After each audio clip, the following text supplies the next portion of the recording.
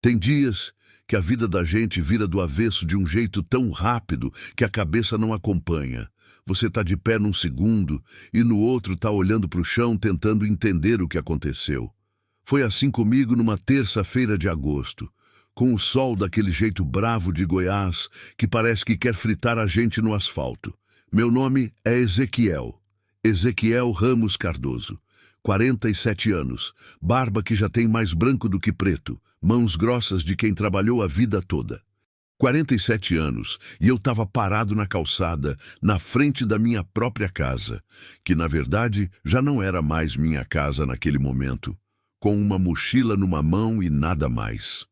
A Débora tinha gritado tão alto que eu tenho certeza que a dona Ruth, lá do outro lado da rua, parou de varrer o portão para ouvir melhor. A voz dela veio pela janela como uma faca. Vai embora, Ezequiel! Vai embora e não aparece mais aqui não. E a porta bateu com uma força que fez vibrar o postigo de ferro. Fiquei parado ali, os olhos apertados contra o sol de agosto, sem saber muito bem para que lado virar. 23 anos de casamento. 23.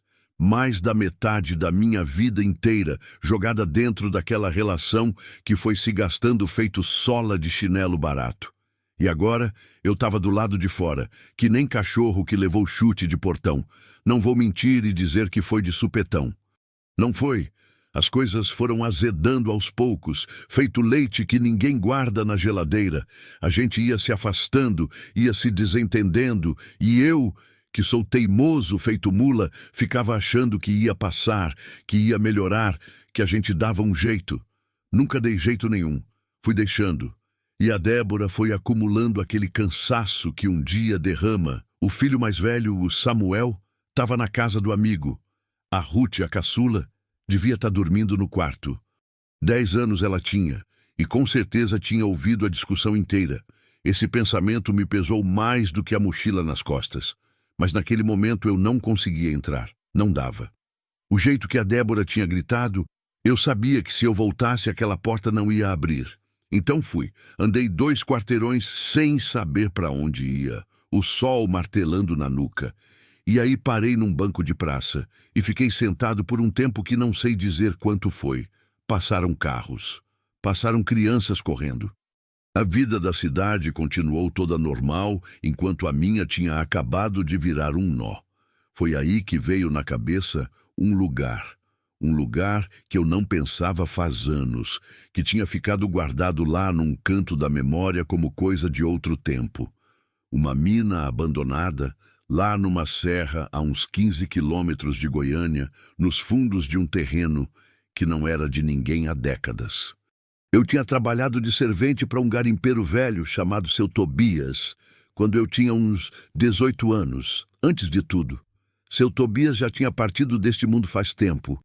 A mina tinha ficado, não tinha para onde ir, não tinha familiar por perto. A família do meu pai era toda lá do norte de Goiás, e com eles eu tinha perdido o contato com os anos. Amigo mesmo, aquele amigo de verdade que você liga às 3 da manhã e ele atende, eu não tinha mais. Fui deixando todo mundo ir embora também, do mesmo jeito que deixei o casamento morrer. Esse é o jeito que eu tenho. Vou deixando as coisas escorregarem pela mão até não sobrar mais nada. Então peguei o ônibus, o último da linha que passava perto da estrada de terra que eu precisava. Desci no ponto mais próximo e caminhei o resto, a mochila nas costas, com o que eu tinha conseguido enfiar na pressa. Uma muda de roupa, uma lamparina de querosene, que eu nem sei por que estava no armário do corredor, um punhado de farinha, uma rapadura e 2 latinhas de sardinha. Coisa de homem que saiu sem planejar, porque não planejou mesmo. Quando cheguei na boca da mina, o sol já estava se deitando no horizonte e o cerrado ao redor estava pintado de laranja queimado. Aquele laranja que parece que o céu está em brasa. Fiquei parado na entrada, olhando para frente, com aquela mistura de alívio e peso que não cabe em palavra nenhuma. Era um lugar, era um teto, pelo menos no sentido de que não ia chover em cima de mim aquela noite. A entrada da mina tinha umas tábuas podres cruzadas, que qualquer criança derrubava com o joelho. Tirei devagar, acendi a lamparina e entrei só um pouco, o suficiente para ver que o chão estava firme e que não tinha nada peçonhento à vista. Cheirava a terra úmida, a pedra velha, a coisa que ficou parada sem ar por muito tempo. Não era um cheiro ruim, era o cheiro de lugar que o tempo esqueceu. Voltei para fora e armei a rede entre duas árvores que ficavam uns 10 metros da boca da mina. Uma embaúba torta e um pequizeiro que já tinha passado da época da fruta. Sentei na rede com um punhado de farinha e a rapadura. Comi devagar, olhando para o céu que ia ficando escuro, estrela por estrela. E aí bateu. Aquela coisa que eu tinha segurado o dia inteiro bateu. Não era choro. Não chegou a ser choro. Era uma dor surda no peito, feito pedra pesada dentro do caixão de costela. 23 anos. A Ruth dormindo no quarto sem o pai. O Samuel que ia chegar na casa do amigo e ia receber a notícia. E eu ali, deitado numa rede entre duas árvores do cerrado, com 47 anos e uma mochila vazia de futuro. Dormi mal. Acordei 3 vezes. Na última, antes do sol raiar, fiquei deitado de olho aberto ouvindo o barulho do cerrado de madrugada. Aquele silêncio que não é silêncio de verdade, cheio de zoada de grilo, de sapo longe, de vento passando pelas folhas do pequizeiro. E pensei pela primeira vez de verdade, uma pergunta que eu ia precisar de muito tempo para responder. O que foi que eu fiz da minha vida? Amanheceu com a cacunda doendo da rede mal amarrada e a boca seca que nem areia. Tinha levado uma garrafinha de plástico amassada com água, mas já estava no final. Precisava achar mais. Eu sabia que tinha um córrego ali perto. Lembrava do tempo do seu Tobias. Desci a serra por uma trilha que o mato tinha quase engolido de vez, escorregando em pedra molhada, o sol já pesando cedo. Quando achei o córrego e mergulhei a cabeça na água limpa, senti uma coisa que não esperava sentir. Alívio. Não era só a sede. Era como se aquela água fria tivesse lavando alguma coisa que eu não sabia que estava suja. Na volta, a mochila mais pesada com 2 garrafas cheias, cruzei com um velho numa trilha de terra. Ele pastoreava 3 cabras magras com uma vara fina, devagar, sem pressa. Pele queimada de sol, chapéu de palha surrado, olhos espertos que não perdiam nada. Ele parou, me olhou de cima a baixo e perguntou: "Você é o cabra que está dormindo lá na mina velha, Nera?" Fiquei sem jeito. Confirmei com a cabeça. Ele não fez cara de estranheza nenhuma. Só disse: "Cuidado com as cobras." De noite elas descem da pedra e foi embora tocando as cabras, devagar, como se tivesse todo o tempo do mundo. Fiquei olhando ele ir embora e pensei: esse velho sabe mais de mim do que eu sei dele. E mesmo assim não me julgou. Isso me pesou de um jeito bom, sabe? De um jeito que eu não esperava. O nome dele eu ia aprender depois. Seu Naamã. 73 anos, a vida toda criando cabra naquelas serras. A mulher que chamava de minha véia, com um carinho que envergonhava qualquer homem mais moço. Voltei para a mina com as garrafas cheias e fiquei reparando no lugar com mais calma. A área ao redor era um pedaço de cerrado fechado, sem casa de ninguém perto a não ser a do seu Naamã, que eu ainda não sabia onde ficava, mas que devia ser por perto. A estrada de terra que passava uns 300 metros abaixo era de pouco movimento. Às vezes um caminhão, às vezes uma moto, raramente um carro. O lugar era esquecido pelo mundo. Achei uma pedra boa perto da entrada da mina, grande e chata, e montei ali um fogãozinho improvisado com 3 pedras menores. Abri uma das latinhas de sardinha, esquentei com o fogo de graveto e comi com farinha. Não era grande coisa, mas estava quente. Enquanto comia, fui pensando na Débora. Não com raiva, não naquele momento, com aquela tristeza mansa de quem sabe que as coisas foram do jeito que foram e não adianta querer reescrever. A gente tinha sido feliz em algum tempo. Tinha tido dias bons. Mas em algum ponto, sem que nenhum dos dois percebesse direito, a gente virou 2 estranhos dormindo na mesma cama. e estranhos não têm como ser casados de verdade. A Ruth ia sentir falta de mim. Ela era grudada comigo de um jeito que a Débora às vezes reclamava, dizendo que eu mimava demais. Mas o Samuel, com os seus 18 anos, o Samuel já tinha tomado o lado da mãe faz tempo. Aquilo doía de um jeito diferente. Doía porque eu sabia que parte da culpa era minha, de ter ficado distante quando ele foi crescendo, de não ter sabido como conversar com o filho adolescente que foi se fechando igual porta emperrada. Acabei o dia sem fazer muito mais. Explorei os arredores da mina com calma, marcando no quengo, onde ficava a trilha do córrego, onde passava a estrada, em que direção ficava a propriedade do seu Naamã. Informação que eu ia precisar mais para frente. Antes de escurecer, entrei na mina só um pouco mais fundo do que da primeira vez, uns 15 metros.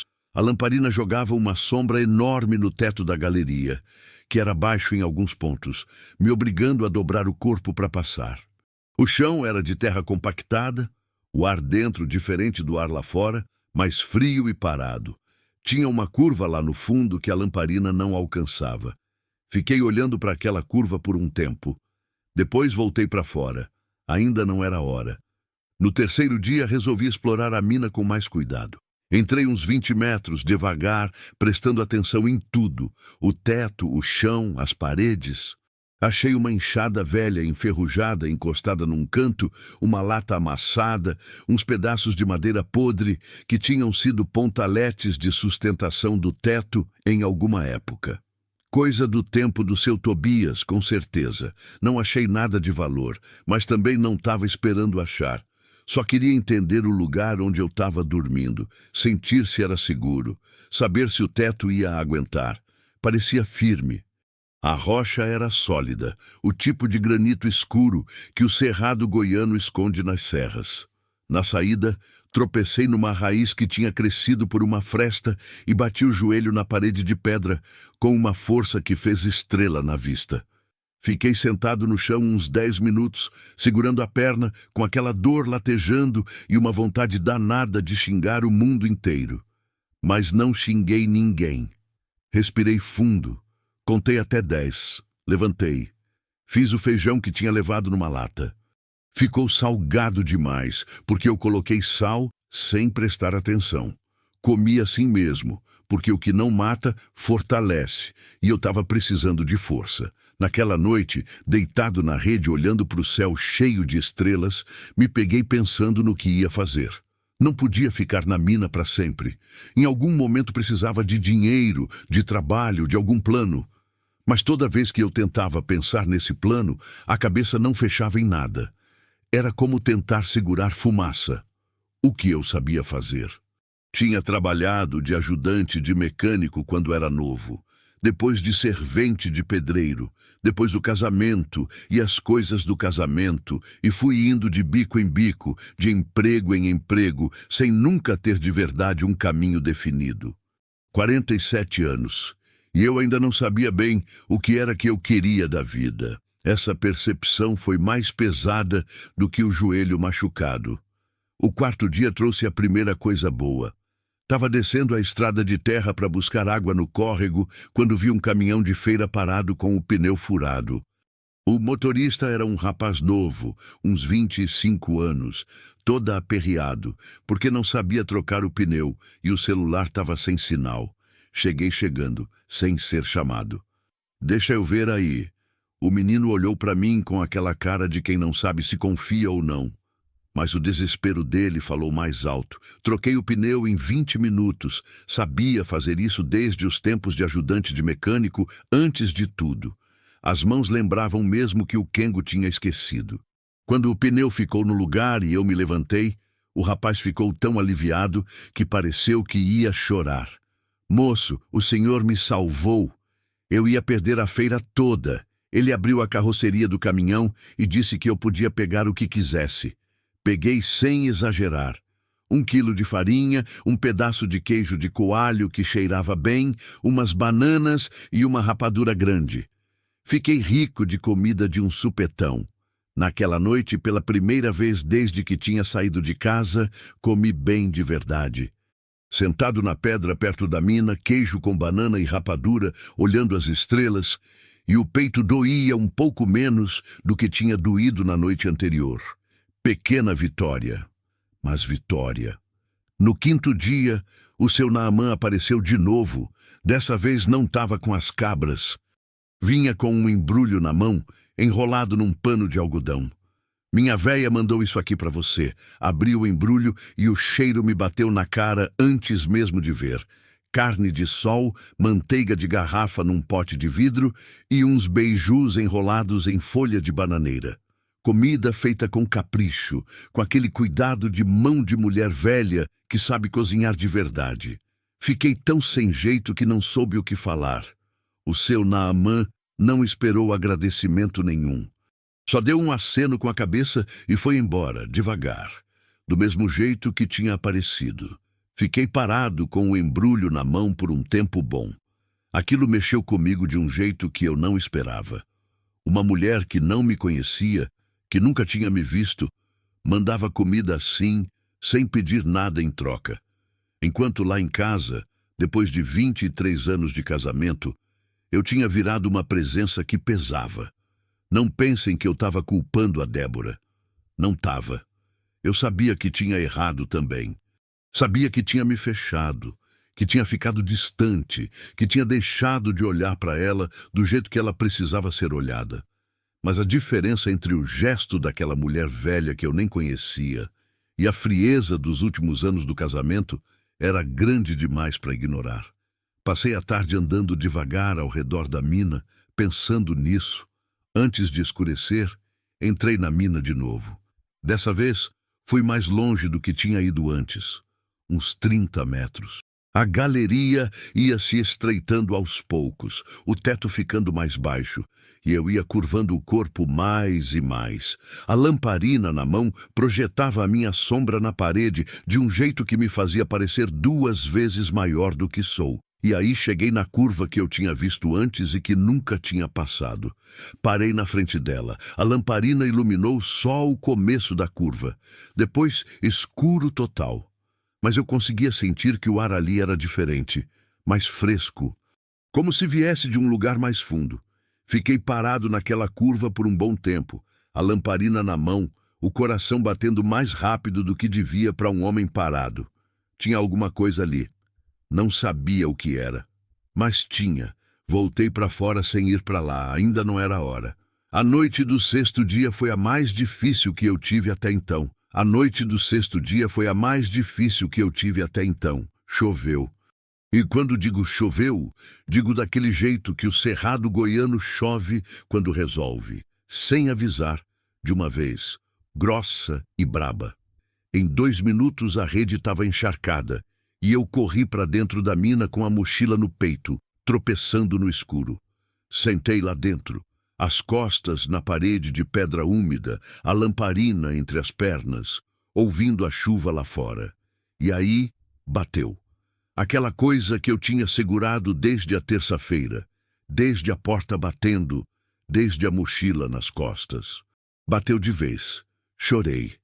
Chorei daquele jeito que homem chora quando está absolutamente sozinho, sem testemunha nenhuma. Chorei pelo casamento que acabou, pelos anos que não voltam, pela Ruth dormindo no quarto sem o pai, pelo Samuel que provavelmente nem ia sentir falta, por 47 anos que passaram rápido demais e deixaram pouco de bom nas mãos. Quando acabou de chorar, me senti mais leve do que nos últimos 6 dias. Como se aquela chuva tivesse lavado alguma coisa por dentro também, não só por fora. Dormi dentro da mina naquela noite, enrolado na mochila, o chão duro embaixo, e dormi mais fundo do que tinha dormido em muito tempo. Acordei no 7º dia com uma coisa diferente no ar. Não era o barulho do cerrado acordando, não era a luz entrando pela boca da mina, era um cheiro. Um cheiro que não conseguia identificar direito, diferente da terra úmida e da pedra velha que eu já tinha me acostumado. E depois do cheiro, o som. Fiquei quieto, prestando atenção com toda a atenção que eu tinha, e ouvi. Lá no fundo da galeria, além daquela curva que eu tinha ficado olhando nos últimos dias, sem coragem de passar, tinha um barulho de água. Água correndo, dentro da mina. Me levantei devagar. Verifiquei o nível de querosene da lamparina. Tava bom. Peguei e fui. Passei pela curva pela primeira vez. A galeria ficou mais estreita por uns 10 metros, baixa o suficiente para eu ter que dobrar o corpo, e depois abriu de novo numa inclinação suave que descia. Fui seguindo o barulho da água, que foi ficando mais forte a cada passo, e aí a galeria abriu de vez. Entrei numa câmara grande, bem maior do que eu esperava. O teto subia uns 2 metros acima da minha cabeça. O chão era de pedra, não de terra.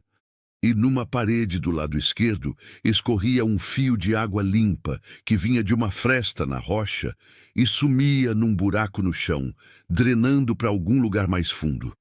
Levantei a lamparina e olhei ao redor. E foi aí que vi.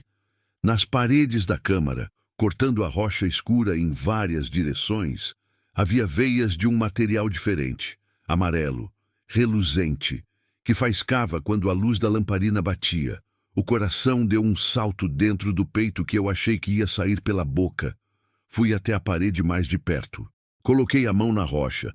A superfície era fria e dura, e aquelas veias amarelas corriam por ela como rios em miniatura, grossas em alguns pontos, se ramificando em outros. Peguei um pedacinho de pedra que tinha caído no chão, um caco pequeno, e levei perto da lamparina. Faiscou. Brilhou de um jeito que não tinha como ser coisa comum. Fiquei parado ali por um tempo longo, sozinho no fundo da terra, com aquilo na mão e o coração disparado. 47 anos de vida, um casamento no chão, uma mochila vazia de futuro, e eu tinha ido parar justo ali. Saí da mina andando devagar. Sentei no chão lá fora, no mesmo lugar onde tinha montado o fogão de pedra. O céu do entardecer estava roxo.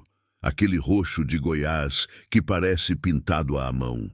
Fiquei quieto por muito tempo, com um pedacinho de pedra na mão fechada. Ainda não tinha certeza do que era. Precisava ter certeza antes de fazer qualquer coisa. Precisava pensar. Mas lá no fundo do peito, embaixo de tudo aquilo, uma coisa tinha começado a se mover. Uma coisa que eu não sentia faz muito tempo. Esperança. No 8º dia, não entrei na câmara. Passei o dia do lado de fora, fingindo para mim mesmo que estava só descansando, mas, na verdade, tentando organizar o que tinha na cabeça. Sentei na pedra do fogão, olhei para o horizonte, fui até o córrego, voltei. O pedacinho de pedra ficou o tempo todo no bolso da calça, e eu ficava botando a mão lá de vez em quando, só para sentir que não tinha sonhado. Não tinha como saber ao certo o que era sem alguém que entendesse de geologia, de mineração. Mas eu tinha trabalhado com seu Tobias tempo suficiente para saber como o ouro se parecia dentro da pedra. Aquele brilho específico, aquela cor que não é igual a nenhuma outra coisa no mundo. E o que eu tinha visto na câmara era exatamente assim. O problema era que eu não podia falar com ninguém.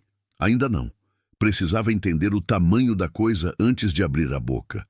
No sertão, informação viaja rápida, mais rápida do que se imagina. Quando o seu Naamã apareceu com as cabras naquela tarde, eu quase falei. O velho parou perto do fogão de pedra, olhou para mim com aqueles olhos espertos e disse: "Você tá diferente hoje. Tá com cara de quem achou alguma coisa." Engoli o nó na garganta e falei que não, que era só cansaço. Ele me olhou por mais um segundo do que foi confortável. Depois levantou os ombros e foi embora com as cabras. Fiquei olhando ele ir e senti aquela culpa boba de mentir para alguém que não merecia. Mas segurei. Naquela noite, deitado dentro da mina, já tinha trazido a rede para dentro, armada entre 2 pontaletes mais firmes. Olhei para o teto de rocha e fiz as contas que eu tinha passado o dia evitando fazer. Se aquilo era ouro de verdade, e se o filão era do tamanho que parecia ser, aquilo valia uma fortuna. Uma fortuna do tipo que um homem como eu não ia conseguir imaginar direito. O tipo que muda tudo. que apaga 47 anos de bico atrás de bico, de casamento perdido, de filho que cresceu sem pai por perto, mas também o tipo que atrai gente errada se o segredo vazasse cedo demais. Dormi pouco naquela noite. No 9º dia, o animal entrou na mina. Eu estava dentro da câmara fazendo o que tinha ficado fazendo nos 2 dias anteriores, examinando as paredes devagar, tentando calcular a extensão do filão, marcando no quengo o que via. A lamparina estava no chão, perto dos meus pés, e aí ouvi um barulho atrás de mim. Virei rápido, no vão entre o chão e a parede, por uma fresta que eu não tinha prestado atenção antes, uma raposa tinha entrado. A mesma que eu tinha visto lá fora no 7º dia, eu tenho certeza, pelo tamanho miúdo e pelo cor de areia do cerrado. Ficamos nos encarando. Ela, com aqueles olhos amarelos que não tinham medo nenhum. Eu, com a respiração presa. Aí, ela se mexeu. Não saiu pela fresta que tinha entrado. Foi para frente, em direção à parede do fundo da câmara, que eu ainda não tinha examinado direito porque ficava no canto mais escuro. E sumiu. Simplesmente desapareceu na pedra. Peguei a lamparina e fui atrás. Quando cheguei no canto onde ela tinha sumido, vi o que eu não tinha visto antes. Atrás de um bloco de pedra que tinha desmoronado em alguma época antiga, havia uma abertura. Pequena, mas grande o suficiente para uma raposa passar. E grande o suficiente se eu me curvasse bastante para eu passar também. Empurrei o bloco com o ombro. Pesado, mas cedeu o suficiente para eu conseguir entrar de lado. Do outro lado tinha uma câmara menor, mais baixa, mais fechada. E nas paredes dessa câmara menor, o filão não era veia fina. Era espesso, grosso. Corria pela rocha como braço de rio, amarelo e denso, reluzindo na luz da lamparina, de um jeito que fez meus joelhos fraquejarem. Fiquei de joelhos no chão de pedra daquela câmara secreta, a lamparina trêmula na mão, olhando para as paredes. E não encontrei palavra nenhuma para dizer. Não tinha ninguém para dizer mesmo. Só eu e a raposa, que estava sentada num canto me olhando com aquela cara de quem já sabia de tudo faz tempo. Saí da mina, andando devagar. Sentei no chão lá fora, olhei para o horizonte roxo do entardecer e fiquei quieto por muito tempo. Arre égua. No 10º dia não disse nada para ninguém. Fiquei observando, pensando. Entrei na câmara secreta mais 3 vezes. Levei pedaços de rocha no bolso, só para ter certeza de que não tinha sonhado. No 11º dia, o seu Naamã apareceu e eu quase falei de novo, mas segurei. Ainda não era hora. Precisava de alguém que entendesse de geologia antes de qualquer outra coisa. Alguém de confiança. E confiança era justamente o que eu mais tinha dificuldade de encontrar num mundo onde eu tinha ficado sem ninguém. Passei os dias que se seguiram num estado que não sei bem descrever. Estava presente, mas não estava, sabe? O corpo ali, comendo farinha com queijo de coalho, buscando água no córrego, conversando 2 minutos com seu Naamã quando ele passava. Mas a cabeça vivia dentro daquela câmara, nas paredes amarelas, no filão que ia ficando maior na minha imaginação a cada hora que passava. E junto com a esperança, foi crescendo o medo. Medo de que alguém visse. Medo de que o segredo vazasse de alguma forma que eu não controlasse. Naquele tipo de lugar, a caminhonete de um estranho parada numa estradinha de terra já era novidade suficiente para chamar atenção. E atenção era a última coisa que eu precisava. Inscreva-se no canal e ative as notificações para não perder nenhum conteúdo. Ajude este canal a alcançar 1000 inscritos. Sua participação faz toda a diferença. Foi no 16º dia que tudo mudou de figura. Eu estava dentro da câmara fazendo medições do jeito que eu podia, marcando com um carvão na parede a extensão que eu conseguia calcular, quando ouvi um barulho lá fora. Motor de carro. Não era o barulho de caminhão de feira, nem de moto passando na estrada. Era um motor de caminhonete, e parou perto. Saí da mina com cuidado. Me posicionei na entrada, de onde eu via a estradinha de terra sem ser visto facilmente. Uma caminhonete escura tinha parado uns 400 metros abaixo. Desceu uma mulher. Ela vinha com um caderno na mão, umas ferramentas penduradas no ombro que eu não conseguia identificar de longe, e um mapa que ela ficava consultando enquanto andava. Ela olhou ao redor, consultou o mapa de novo e foi andando na direção da mina. Fiquei quieto, bem na entrada, observando. Ela quase passou de largo, mas então viu o fogão de pedra, a rede armada perto da entrada, e parou. Ficou olhando para a mina por um tempo. Oxente, tem alguém morando aqui? A voz era firme, sem medo, com aquele sotaque goiano que a gente reconhece de longe. Não era a voz de quem estava procurando confusão, era a voz de quem estava genuinamente surpreso. Saí da entrada da mina e ela deu um susto tão grande que deixou o caderno cair no chão. Meu Deus, ela falou, o coração na mão. Que susto, moço! Ficamos nos encarando por um segundo. Ela tinha uns 40 anos, cabelo escuro preso num rabo de cavalo, óculos que tinha ficado torto do susto. Jeito sério, de quem pensa antes de falar. Desculpa, eu disse. Não quis assustar. Ela pegou o caderno do chão, ajeitou os óculos e me olhou com aquela cara de quem está avaliando a situação. Você mora aqui? Por enquanto, ela examinou a mina, o fogão de pedra, a rede. Não tinha julgamento no olhar. Tinha curiosidade. Eu sou geóloga, ela disse, como se isso explicasse tudo. Meu nome é Débora. Ela pausou e eu devia ter feito uma cara estranha, porque ela perguntou. Aconteceu alguma coisa? Não, eu disse rápido. Só que minha ex-mulher tem o mesmo nome. Ela deu uma risada curta, sem querer. Pois é. Eu sou a Débora Miriam Alcântara, 42 anos. Trabalho para uma empresa de levantamento geológico de Goiânia. Estou fazendo um mapeamento de terrenos da região. Ela olhou para o mapa de novo. Na verdade, não era para eu estar aqui hoje. O GPS me mandou errado. GPS mente muito, mente demais. Conversamos ali na entrada da mina com aquela desconfiança de dois animais que se farejam antes de decidir se são amigos ou inimigos. Ela me contou da empresa, do mapeamento, que era uma coisa de rotina e que a mina aparecia como ponto de interesse no levantamento deles porque tinha sido registrada como garimpo ativo décadas atrás. E enquanto ela falava, eu olhei para os olhos dela. Olhos escuros, atentos, daquele tipo que não perde nada. E vi que ela estava me observando do mesmo jeito. Você achou alguma coisa lá dentro, não foi? Ela disse de repente, direto, sem rodeio. O estômago virou. Fiquei em silêncio por um tempo que foi longo demais para ser inocente.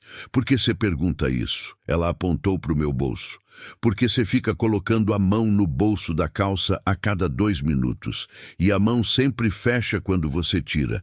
Fiquei parado olhando para ela. Essa mulher era observadora demais. Pode guardar segredo? Eu disse. Ela me olhou com aqueles olhos escuros por um momento. Depois disse, sou geóloga. Segredo de mina é a primeira coisa que aprende no curso. Levei ela para dentro. Passei pela galeria principal, pela curva, pela câmara grande. Ela ia atrás de mim em silêncio, a lanterna dela mais forte do que minha lamparina, o olhar varrendo tudo. Profissional. Quando a luz dela bateu nas paredes da câmara grande, ela não falou nada. Só foi até a parede e passou a mão na rocha. Empurrei o bloco e levei ela para a câmara menor. Quando a lanterna dela iluminou o filão grosso nas paredes, ela ficou parada, por tanto tempo que eu achei que ela tinha parado de respirar. Quando voltou a falar, a voz era diferente, mais quieta. Ezequiel. Oi, isso aqui é inacreditável. Eu nunca vi nada assim em 15 anos de trabalho. Fiquei olhando para ela. A luz da lanterna dela fazia sombra no rosto, e eu conseguia ver a mão dela trêmula quando tocou de novo na rocha. Quanto vale? Eu perguntei, porque era a pergunta que estava engolida faz dias. Ela ficou em silêncio por um momento. Não dá para dizer sem análise, mas se for o que parece ser... Ela pausou, pesando as palavras. Muito, Muito mais do que você está imaginando. Saímos da mina em silêncio. Sentamos no chão lá fora, perto do fogão de pedra, e ficamos os dois olhando para o cerrado, sem falar por um bom tempo. O sol estava descendo, o céu ia ficando cor de brasa. Isso aqui precisa ser feito do jeito certo, ela disse. Tem processo, tem como registrar, tem como fazer legal. Mas precisa de tempo e de cuidado. Eu sei. Enquanto isso, ninguém pode saber. Eu sei disso também. Ela me olhou de lado. Você está aqui sozinho faz quantos dias? 16. Ela assentiu devagar, como se aquilo fizesse sentido de um jeito que ela ainda estava processando. Como você se chama? Ela perguntou, e eu percebi que eu nunca tinha me apresentado. Ezequiel. Ezequiel Ramos Cardoso. Ezequiel, ela repetiu, como quem testa o peso de uma palavra. Bíblico. Minha mãe era de fé. Ela deu aquela risada curta de novo, e eu percebi que era a primeira vez que eu ria, por mais leve que fosse, em 16 dias. Ela foi embora quando o sol estava quase sumindo, prometendo voltar 2 dias depois com equipamento de medição adequado. Fiquei na entrada da mina olhando a caminhonete ir embora pela estradinha de terra, levantando uma poeira fina cor de cobre no final da tarde. Passei os 2 dias seguintes com aquele pensamento enfiado na cabeça, feito farpa de madeira no dedo. O homem encostado na árvore. Eu tinha visto e tinha tentado convencer a mim mesmo que era coisa de paranoia, que era o medo de quem guarda segredo grande demais. Mas quanto mais o tempo passava, menos conseguia me convencer. No cerrado daquele jeito esquecido, ninguém para encostado em árvore sem motivo. Ninguém fica parado olhando para o nada numa estradinha que quase não tem movimento. E o homem não estava olhando para a mina. Estava olhando para a caminhonete da Débora Miriam. Tentei me lembrar dos detalhes. Homem grande, chapéu escuro. Não era das cabras do seu Namã, o velho eu conhecia bem. Era alguém que eu não tinha visto antes. E que provavelmente não tinha visto eu. Fui dormir mal. Acordei de madrugada com o barulho do cerrado, fiquei ouvindo cada som, tentando separar o que era normal do que não era. Grilo, sim. Sapo, sim. Vento no pequizeiro, sim. Mas a qualquer barulho diferente eu ficava de orelha em pé. Nada aconteceu naquela noite, nem na seguinte, mas o peso ficou. A Débora Miriam voltou no 20º dia. Veio pela trilha, a pé, sem a caminhonete. Entrou no cerrado por um desvio que ela mesma tinha descoberto, me disse, para não ter a caminhonete parada perto da estrada de terra. Ela também tinha percebido que precisava de cuidado. Sentamos na pedra perto do fogão antes de entrar na mina. Ela abriu a mochila e tirou um caderno de anotações onde tinha organizado os dados das amostras. Confirmado, ela disse sem enrolação. Ouro de alta pureza. E pelo que eu medi, o filão da câmara menor é extenso. Muito extenso.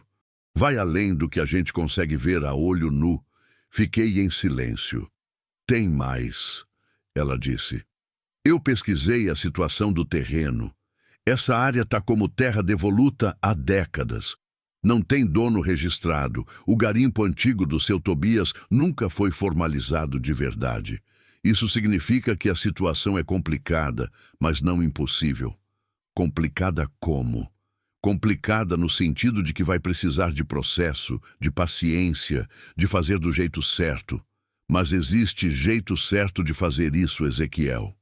Existe como regularizar, registrar, trabalhar isso de forma legal. Ela me olhou. Mas isso leva tempo. E enquanto leva tempo, o segredo precisa ficar guardado. Eu sei. Ela abriu a boca para falar mais alguma coisa. Mas parou. Olhou para o lado. Ficou quieta. O que foi? Eu perguntei. Barulho. Fiquei quieto também. E ouvi. Não era o cerrado. Era passos. Mais de um par, vindo pela estrada de terra, subindo em direção à mina. Me levantei devagar. Fiz sinal para ela ficar quieta. Fui até a beira do barranco, de onde eu enxergava a estrada sem ser visto facilmente. 3 homens subindo pela trilha. Grandes, passo firme, o jeito de quem não está passeando. O que vinha na frente tinha um chapéu escuro, o mesmo homem da árvore. Voltei até a Débora Miriam e falei baixo: "Entra na mina, agora." Ela não questionou. Pegou a mochila e foi. Entrei atrás dela, apaguei a lamparina assim que passamos pela curva e ficamos os dois parados no escuro da galeria, sem respirar alto, ouvindo os passos chegando lá fora. Os homens pararam na entrada. Ouvi a voz do que vinha na frente. "Alguém tá aqui!" "Tem fogo apagado no fogão." Silêncio. Depois, passos dentro da mina. Eles tinham lanternas fortes, daquelas que cortam o escuro de um lado ao outro. A luz entrou na galeria antes deles, iluminando a parede do fundo. Fiquei encostado na parede da curva, a Débora Miriam do meu lado, a mão dela apertando o meu braço. "Encontrou bem, foi?" A voz do homem na frente ecoou pela galeria, como se ele soubesse que a gente estava ouvindo. "Pode sair. A gente sabe que tem alguém aí." Não saímos. Os passos foram chegando mais perto. A luz das lanternas foi ficando mais forte. E eu fui entendendo naquele segundo que não tínhamos como ficar onde estávamos. Peguei a mão da Débora Miriam no escuro. Ela apertou, e foi aí que aconteceu o que ninguém esperava. Da fresta no chão da câmara grande, a raposa saiu correndo. Ela passou entre as pernas do homem da frente como um raio. O bicho saiu de um jeito tão rápido e tão inesperado que o homem deu um salto para trás, bateu no que estava atrás dele e a lanterna foi ao chão com um estrondo que ecoou pela galeria toda. Escuro total. "Corre!" eu gritei. Puxei a Débora Miriam pela mão e fomos. No escuro. Eu conhecia aquele caminho de cor, cada curva, cada ponto onde o teto baixava, cada pedra no chão. 15 dias andando por ali no escuro e na lamparina tinham gravado aquele mapa na memória do meu corpo. Ela ia atrás de mim segurando a mão com uma força que eu não esperava de alguém tão miúda. Tropeçamos, desviamos, o barulho dos homens atrás ecoando na pedra de uma forma que fazia parecer que estavam mais perto do que estavam. A luz da boca da mina apareceu lá na frente. Um retângulo de sol brilhante no fim do escuro. Saímos pela boca da mina como 2 tiros, piscando no sol da tarde. "A trilha!" eu falei. "A caminhonete está lá embaixo", ela disse já correndo. Fomos pela trilha que ela tinha usado para chegar, descendo pela encosta do cerrado, galho batendo no rosto, pedra escorregando embaixo do pé. Ela era ágil, mais do que eu esperava. Não parou, não gritou, não hesitou em nenhum momento. Chegamos na caminhonete. Ela entrou pelo lado do motorista e eu mal tinha fechado a porta quando ela acelerou. A caminhonete sacolejando pela estradinha de terra que ela tinha estacionado mais longe da mina. Olhei pelo vidro de trás. Os 3 homens tinham saído da mina e estavam descendo a encosta. 2 deles foram para as motos que tinham deixado escondidas no mato perto da estrada. Começou a perseguição. A estradinha de terra era irregular, cheia de buraco, e a caminhonete sacudia que era um desespero. As motos tinham mais facilidade no terreno. Eu via elas ganhando terreno pelo retrovisor. A Débora Miriam dirigia com os 2 olhos na frente, as mãos firmes no volante, sem falar nada. "Tem asfalto daqui a quantos quilômetros?" ela perguntou, a voz calma de quem está com medo, mas não deixa o medo mandar. "Uns 5. Depois que virar à direita no cruzeiro de madeira", ela acenou com a cabeça. As motos foram tentando fechar pela lateral. Numa curva fechada, uma delas chegou perto o suficiente para eu ouvir o motor. A Débora Miriam jogou a caminhonete para a esquerda, abrindo espaço, e as motos tiveram que frear para não sair da estrada. O cruzeiro de madeira apareceu. Ela virou sem reduzir muito, a caminhonete derrapando na cascalho, e os pneus pegaram o asfalto com um barulho de alívio. No asfalto, a vantagem era nossa. "Tem uma delegacia na entrada de Goiânia", eu disse, lembrando de ter passado por ali no primeiro dia, quando vim de ônibus. "Na Avenida Perimetral." "Quanto quilômetro?" "Uns 8 daqui." As motos tentaram acompanhar no asfalto, mas a caminhonete era mais pesada e mais rápida em linha reta. Ela abriu o acelerador e a distância foi aumentando. Numa rotatória, ela pegou uma variante que eu indiquei com o dedo, um desvio que cortava caminho, e as motos levaram tempo demais para perceber o desvio. Chegamos na delegacia com as motos ainda uns 2 quilômetros atrás. A Débora Miriam entrou no pátio com uma freada que fez o guarda na porta se levantar da cadeira. A gente desceu da caminhonete com cara de quem acabou de passar por coisa séria, porque tinha passado mesmo e não precisou de muita explicação para o policial entender que aquilo não era visita de cortesia. Quando as motos chegaram em seguida, os 3 homens não tiveram tempo de perceber que tinham entrado direto no lugar errado. A polícia fez o serviço. O que veio depois foi longo. Não vou mentir dizendo que foi fácil, porque não foi. Os 3 homens eram parentes de um dos antigos sócios do seu Tobias, um homem chamado Bartolomeu, que tinha reclamado parte da mina décadas atrás e nunca tinha conseguido nada na época porque não havia nada a reclamar. Quando o boato de que um estranho estava vivendo na mina velha chegou nos ouvidos dele, ele mandou os sobrinhos verificar. E quando a caminhonete de geóloga apareceu na estradinha, eles entenderam que tinha coisa de valor. Com eles detidos e a situação explicada às autoridades, abriu-se o caminho para fazer o que precisava ser feito do jeito certo. A Débora Miriam conhecia o processo, sabia quem procurar, sabia como fazer o registro da descoberta, sabia navegar aquele mundo de forma que eu nunca saberia sozinho. E ela não fez isso por obrigação. Fez porque tinha entrado naquela câmara secreta e visto o filão com os próprios olhos, e porque eu ia aprender com o tempo, ela era do tipo de pessoa que, quando decide que algo vale a pena, vai até o fim. Não foi rápido. Levou meses. Levou muito trabalho honesto, muito suor, muita conversa com gente certa, muito esperar. Mas foi feito. E o filão mostrou ser ainda maior do que parecia naquela primeira noite com a lamparina trêmula. Seu Naamã foi a segunda pessoa que eu contei. Serei honesto, ele não ficou surpreso. Me olhou com aqueles olhos espertos e disse: "Eu sabia que você tinha achado alguma coisa. Você mudou de olho na semana do 7º dia. Dei uma risada que foi a mais gostosa que eu dei em muito tempo. E quando as coisas foram se acertando, a primeira coisa que eu fiz foi ajudar o velho e a mulher dele a construir uma casinha melhor no terreno deles, do lado da minha propriedade nova. Não de graça. Eles não aceitariam de graça. Foi em troca de serviço, de companhia, de tudo que eles já tinham me dado sem me pedir nada. A dona Miriam, a mulher do seu Naamã, 70 anos, a mão que fazia o beiju e a carne de sol, chorou quando viu a casa nova. Eu quase chorei junto. Quanto a Débora Miriam, a geóloga que apareceu perdida no GPS num dia que não era para ela estar ali, a história dela na minha vida não acabou com a perseguição, nem com o registro da mina, nem com o fim do processo. Foi devagar. Do jeito que as coisas boas do cerrado crescem, com tempo, com raiz, que vai fundo antes de dar flor.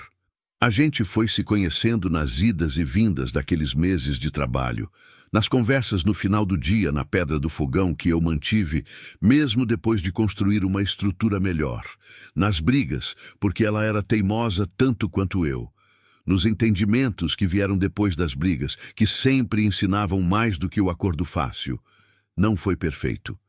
Nunca é, mas ficou. E nisso aí eu acho que a vida foi justa comigo de um jeito que eu não merecia, considerando tudo que eu tinha deixado escorregar pela mão.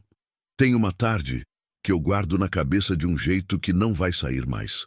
Era quase 1 ano depois daquela terça-feira de agosto que eu saí de casa com uma mochila nas costas e fui parar na boca de uma mina abandonada no cerrado. A região estava diferente agora. Tinha movimento de gente boa trabalhando. Tinha estrutura onde antes só havia mato e pedra. Tinha o barulho de coisa sendo construída com capricho. Eu estava sentado numa cadeira de madeira na frente da nova entrada da mina, que tinha uma porteira bem feita e uma placa discreta. A Débora Miriam estava do meu lado, lendo o caderno de anotações que ela não largava nunca. O sol do final da tarde pintava o cerrado daquele laranja de brasa que eu tinha aprendido a gostar de um jeito que não sabia que ia gostar.